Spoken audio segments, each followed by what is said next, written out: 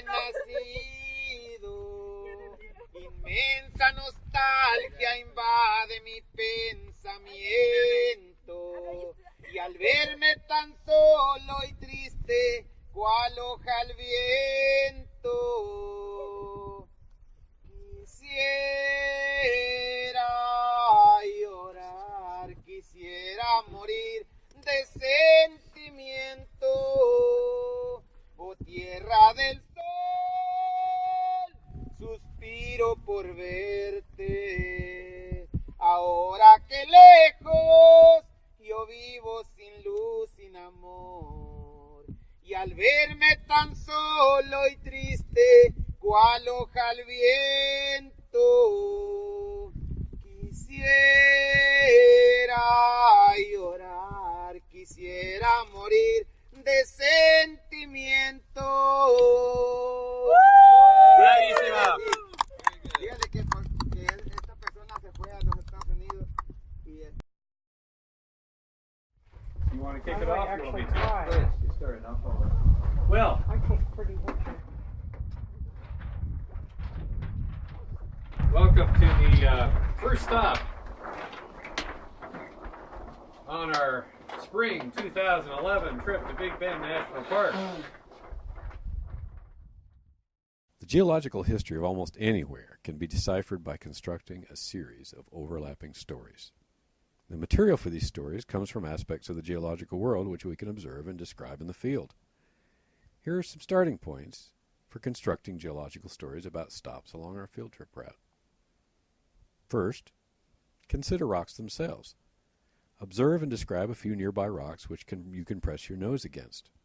What you see and describe are potential material for stories about the origin of these rocks in the geological past.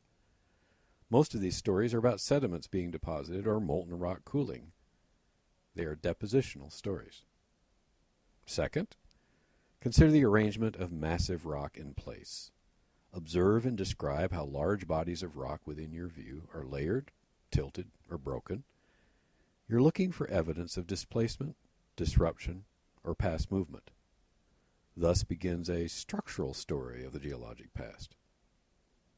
Third, consider where and how rock in place is exposed. Observe and describe how large rock bodies in your view are expressed as part of the surrounding landscape. This exercise launches us into matters of landscape evolution, which is a physiographic story of the geologic past. These starting points of stories are worth remembering. Perhaps this handy mantra, suitable for field recitation, will help. Rock, rock arrange, rock expose. Why Big Bend National Park? It is probably the best outdoor natural laboratory for geologic and biologic topics that I know of. The White Rock Escarpment is Austin chalk, the chalk we live on. And what it represents is a landscape former. It's a term geologists use to suggest certain rocks are more resistant to erosion than other rocks. When you get differences in erosional ability or capacity, you get various kinds of landscapes. And we'll see that in abundance out in West Texas. But for the time being, be aware that the lay of the land is a product of the geology. All right, let me give you the briefest of geological and geographic introductions to the park. I know. I've already given you a bunch of lectures, and you're like, how can I take this? Well, it's a little different because now we're in it, right?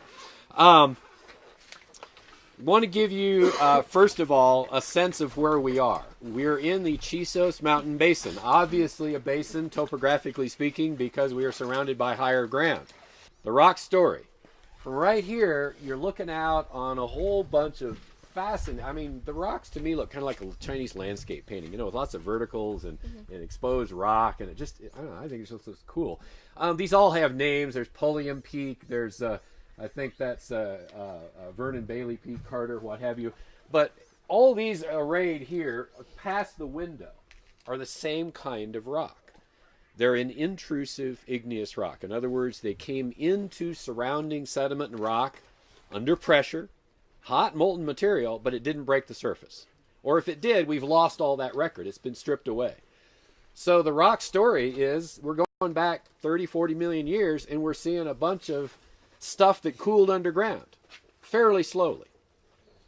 Now, it's not necessarily related to a volcano, what we think it may have been, but effectively, as I suggested in our lecture setting, we're looking at the plumbing of a volcano. And that applies to all the irregular stuff you see all the way around until you look off over this ridge, which you can do if you get out in the parking lot, and you'll be looking up at our destination Friday, which is Emery Peak, the highest point in the park and the third highest point in the state of Texas. That whole area up there is geologically different. It's like that peak right there, the meatloaf-shaped body, which I shall now stop calling meatloaf shape. It's called Casa Grande, and it's a very appropriate name. Big house. It kind of looks like a big house, sort of. Casa Grande is not intrusive igneous rock, molten underground. It is volcanic. What is it like camping in the basin? It's a bit like camping in a crater. First time I came to Big Bend, I arrived at night. It was dark. It was misty. It was atmospheric. It fulfilled what the term or the name Chisos Mountains is thought to mean, among other meanings, and that is ghosts.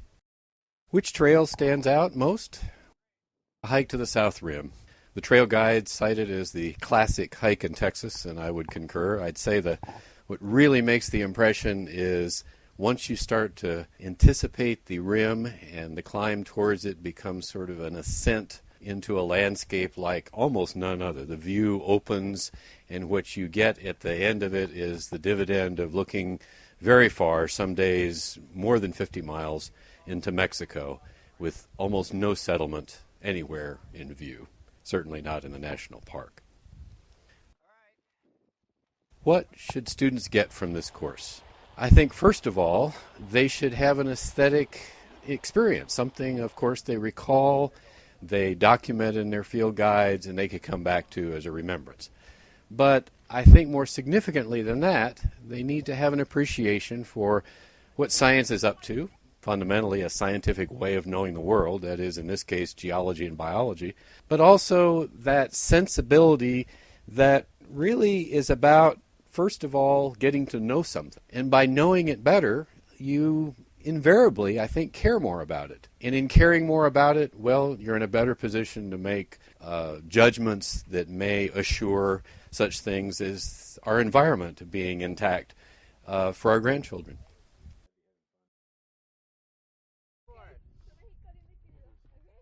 La voz de la guitarra mía, al despertar la mañana, quiero cantar mi alegría a mi tierra mexicana.